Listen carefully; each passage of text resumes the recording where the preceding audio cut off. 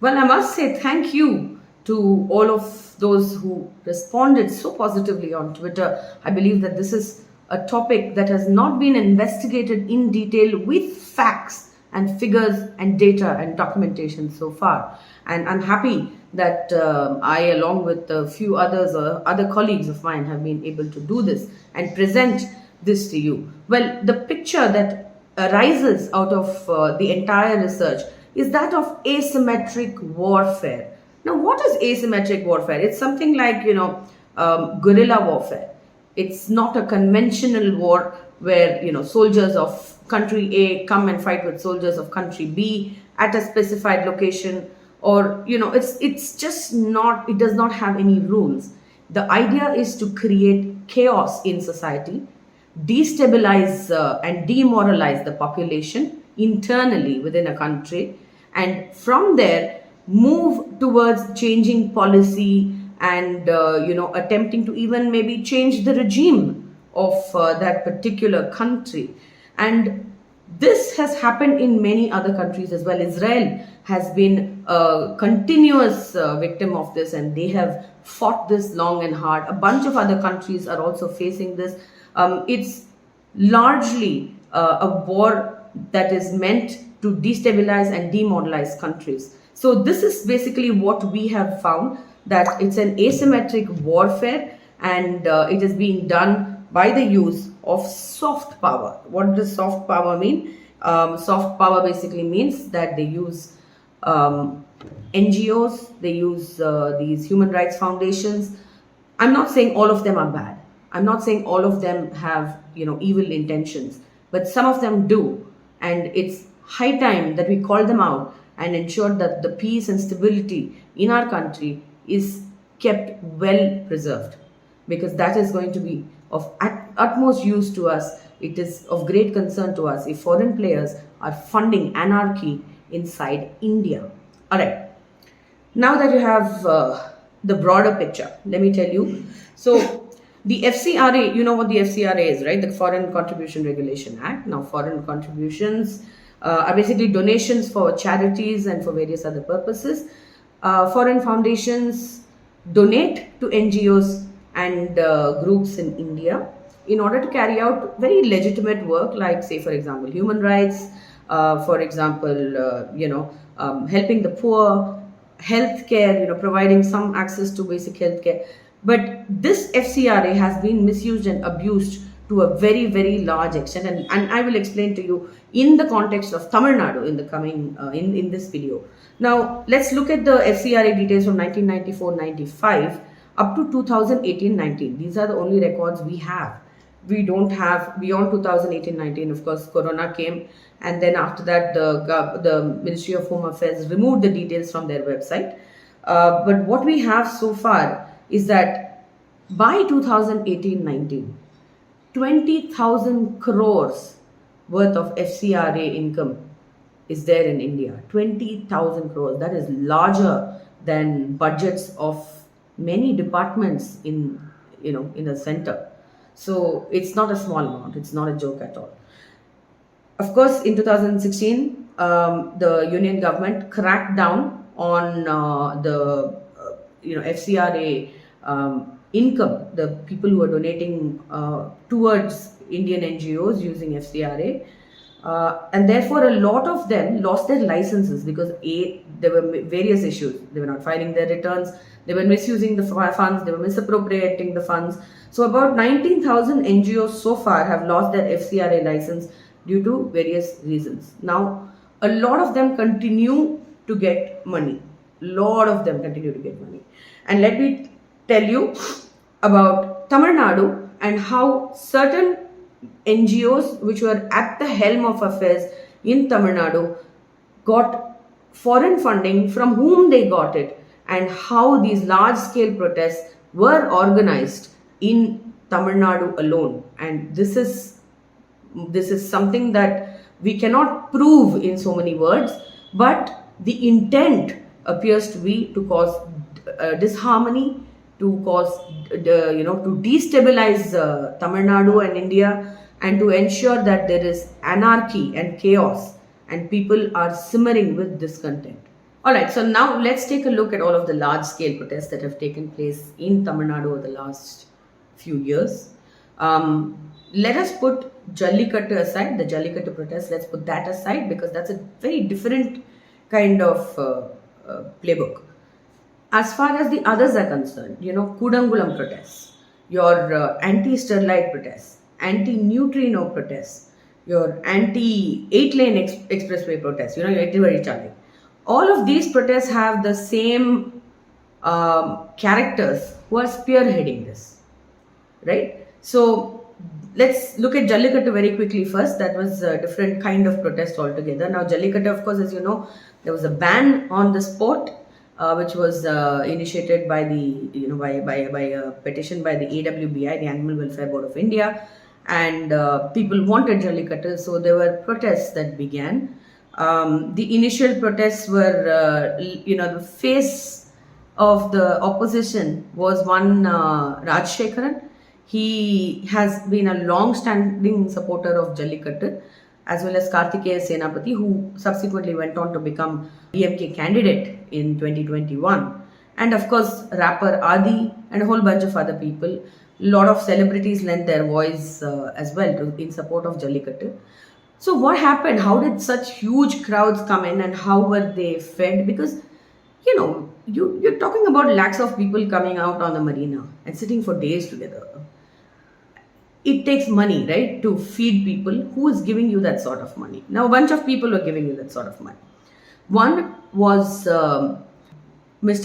Vaikunda Rajan of VV Mineral. Of course, many of you know that I have written quite intensively about him, extensively about him, and his role in illegal beach sand mining in the southern shores of Tamil Nadu. So Vaikunda Rajan of VV Minerals was at the forefront of instigating support. Let us put it that way. So he was at the forefront of talking to various organizations and encouraging people to come and participate in the protests on Marina as well as in Madurai and other places. There were very, very categorical messages being sent out on WhatsApp. This I have written about as well before. Specific times, specific locations, asking people to come there in large numbers. So it was a very well coordinated protest. Though it started rather, organically, it was taken advantage of, in a sense, over a period of time. So you have Vaikunda Rajan doing this. His channel News 7, the one that is run by his son, of course, was the only channel that went hammer and tongs about the Jallikattu, in support of the Jallikattu protesters, and they had even put up a large LED screen airing their channel. They were the only news channel that was actually allowed by the protesters to continue to stay on the marina until the end of the protest. Most of the other news channels were asked to leave. Now, as people came in, they had to be fed. Where did the food initially come from? It came from a well-known hotel in Chennai called Vasanta Bhavan, and it is not clear whether Vasanta Bhavan, did the catering themselves out of whatever reasons, or whether somebody had paid them and placed large orders for food to come in. That bit is not clear. Once we get clarity on that, I will inform you about it. Vasanta Bhavan, and then the SDPI walked in. The SDPI came in and started mobilizing a lot of Muslims to come inside, people who were just random people. They were asked to come in and participate and give solidarity, support the Jallikattu protesters, and many of these people even began to bring in food and start feeding people on the beach. The other big instigator behind this was the church. And the church actually also funded a lot of, water bottles, food, various arrangements, small tents. All of this was provided by the church. And it was also the church that, mobilized the people of Ayodhya and nearby fishermen areas. And they had all come as well to participate, because otherwise the fishermen of Ayodhya, for instance, what do they know about Jallikattu? It has nothing to do with them, and they would lose livelihood if they came out to protest. So the mobilization was done by the church. Now, what happened after that? It was a peaceful protest for almost a week. A lot of people, me included, we just went there to watch, see how it was, enjoyed the camaraderie. There was music, people were performing, small things were happening, keeping the people engaged there. And then a week later, it descended into violence. Who instigated the violence? It was around the time the May 17 movement came in, and very rousing speeches were given by Tirumurugan Gandhi of the May 17 movement, and subsequently the violence that actually took place was carried out by the SDPI, by the May 17 movement, some cadre of the Nam Tamilar Katchi, and at the end of it, it was also the DMK, a very prominent leader who is now no more, J. Anbalagan. He, according to police sources, he and his men were crucial in instigating the people in the nearby slum areas to indulge in violence. So this is what happened as far as Jallikattu is concerned. So we have the church, we have Annachi, as Vaikuntharajan is called, we have SDPI, we have May 17, we have the DMK playing a role towards the end. All of these converged to create a whole lot of chaos. So that is what happened as far as Jallikattu goes. Okay, now for the meaty part of the stories, all the other large-scale protests, Kudangulam, your anti-sterlite protest in which 13 people were killed, as well as anti-neutrino, and the protest against the 8-lane highway. If you notice, it's probably a coincidence. I don't really know, but there have been no large-scale protests during the DMK, and it's not because of law and order. It's not because law and order is better under the DMK's time. Law and order was equally good under the AIDMK's time. There is a reason behind it, and you will know as I continue to tell you the story. Okay, so who is responsible for the asymmetric war against Tamil Nadu in terms of these specific protests? Well, you have the church all the way up to the Vatican. You have the radical green groups from abroad. Now, these are very, very well-known groups in the foreign space, but they're not very active. I mean, a lot of Indians don't know about them. There are groups which are pro-environment, and they're very radical, right? And they're very violent and extreme as well. So many of these groups have also funded the people who were at the helm of these protests. Now, let's get into the specifics. The church. There is an organization called the Other Media. It flies under the radar.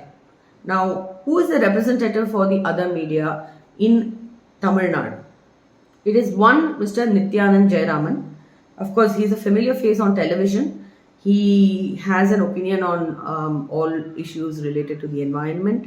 He's been working on along with the Ennore fishermen. So we know him. Everybody really knows him. He's also a lecturer at the Asian College of Journalism now. Alright, so how does the Other Media work? Who funds the Other Media? I will give you a list of, you will see a list on your screens of all of the organizations that have sent money, and these are details that have been pulled out from the Home Ministry's website. So we looked into the donors to the Other Media, and we found that while there were a bunch of donors who were pretty innocuous and normal people, they actually don't have any major, funny backing in a sense. There are a lot of donors who look okay at the surface, but when you go back and look at who is donating to them, you're able to find a particular pattern. What is that pattern? The Vatican City, the church. Caritas Internationalists, it's not a name that Indians are very familiar with, but people abroad, like in Israel, in Sudan, in various other countries, they all know what Caritas Internationalists is. If you look at the Caritas website, it will show you Caritas is the church. It's headquartered in Vatican City, and it also heads a network of 160 Catholic charities. So it is one of the largest, if not the largest, church-funded NGOs in the world. It has interfered in similar ways with many other countries using soft power. Basically, fund some NGOs who then try to influence policy and try to create protests, try to overthrow the regime. This has happened in Israel as well, and Israelis are very, wary about Caritas Internationalis. Now, Caritas, as I told you, has a network of about 160 member NGOs who are all funded by the Catholic Church. And two other names of these members pop up as donors to the other media, Trocare and CordAid. Now, Trocare is basically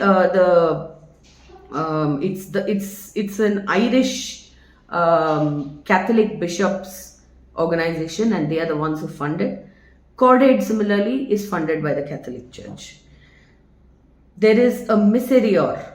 Now, Miserior does not directly fund the other media, but there is one donor. There are a few donors who are funded by Miserior.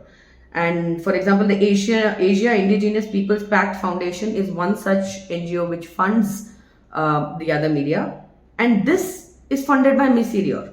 Now, what is Miserior? Miserior is another, it's another Catholic Church funded organization. Apart from this, there are some very clear Christian donors like the United Church of Christ, World Association for Christian Communication, Christian Conference of Asia. In fact, we looked at the FCRA donations of the other media from 2006 onwards up to 2018, and out of the 12.4 crores total FCRA donation that the other media has got, 3.8 crore is basically money coming in from the church and from the church funded organizations. That's about 30% of their entire funding comes from the church itself. So, it's something that needs to be looked into.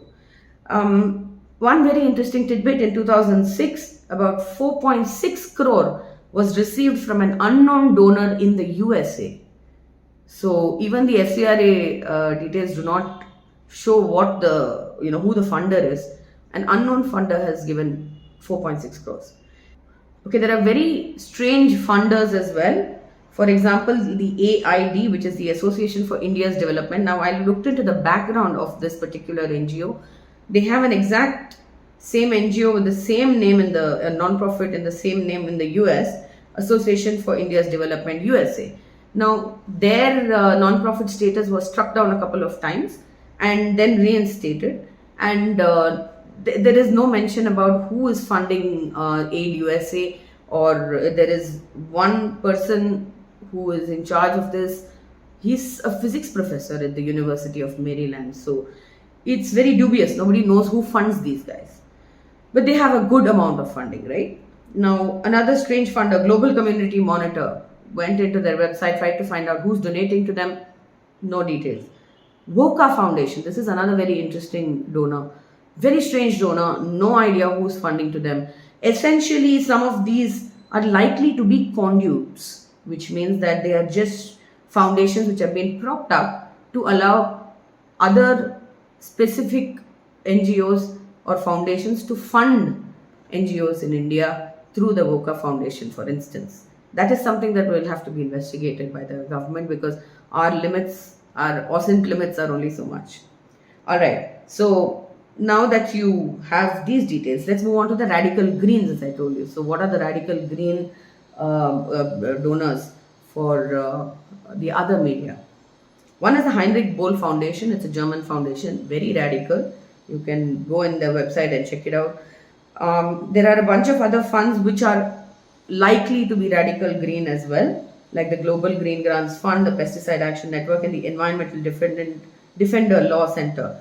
None of these show who is funding them, who their donors are. None of them have any sort of, they don't give out much information about their background. So apart from these, there's also a bunch of very interesting donors who are from the US. For example, the New World Foundation. It's a US based foundation, and it's headed by Colin Greer, who worked very closely with Hillary Clinton as part of her education policy team. And of course, earlier, before Colin Greer came on board, Hillary Clinton was part of the board of the New World Foundation. So, a very obviously political angle to this as well. There is a foundation for ecological security that has donated to the other media, and that foundation has a lot of funding from the Ford Foundation, Omidyar, as well as Lucille Foundation. Now, Lucille Foundation appears to be another very big foundation with a lot of corpus, but we don't know who funds them. The third is the Asia Foundation, and the Asia Foundation has a very interesting history. And you can see it on your screen right now. Well, in 1996, there was a debate among the CIA and the US government where they said, we had set up the Asia Foundation to act as our soft power in India and to promote various activities in the US government's interests, but now we have to let go of the Asia Foundation, and we will give you a certain corpus and you guys go ahead and do your activities on your own. But so basically the Asia Foundation has been working here as a CIA proxy in a sense, but it appears that from 1996 there was a lot of talk about letting it go and letting it out of the CIA's control, but we don't really know. I mean, this is a firm that has like $100 million corpus, so if it's no longer with the CIA, we don't know where it's getting its money from. So that's another foundation that needs to be watched. All right, so I've told you now about the church, the Radical Greens, the US hand in the donations to the other media. Now we've spoken about the other media. Let's also look at the other players who were part of all of these protests, large-scale protests. One person who stands out is, of course, Mohan Lazarus. He is, as we know, a preacher. He has Jesus Redeems Ministries under him. He's the one that runs that. We looked into the funding of Jesus Redeems. Very, very shady kind of funding. He has another company in the US, a non-profit, I'm sorry, not a company. He has another non-profit in the US by the same name, Jesus Redeems Ministries. And that has a corpus of 190,000 US dollars. No clue who the donors are. So, go figure. Let's also look at another person. He runs an activist group called the Poolagin Nanbargal, or Friends of the Earth, G. Sundararajan. Now, Sundararajan is basically an engineer, right? And he, as well as R. Sivaraman, are partners in a firm called Hard and Soft Technologies. We looked into their financials, which is available on the MCA website. And the latest financial statement is for the financial year ending March 2022. So his gross income is 13 crores, expenses are 12 crores, profit is about 5.5 crores. And they have bought an Innova Krista and a BMW through the company. And they also have 1.24 crores as unsecured loans. Now, on paper, Hard and Soft Technologies Private Limited looks to be above board, but we would have to take a look at what kind of work they actually do, whether it's another conduit or whether it's an above board kind of firm. Now, this is, of course, it's not a non-profit, it's an IT company headquartered in Ambattur Industrial Estate and with a branch in Tenkasi as well. Now, Sundararajan is also very closely associated with Nityanand Jayaraman of the other media. He's also closely associated with the missionaries, and more work needs to be done to find out how they actually work together. Because let's face it, how many of us would actually put our neck out there on the line and make such controversial statements, wade into controversies without actually having an economic um, background to it?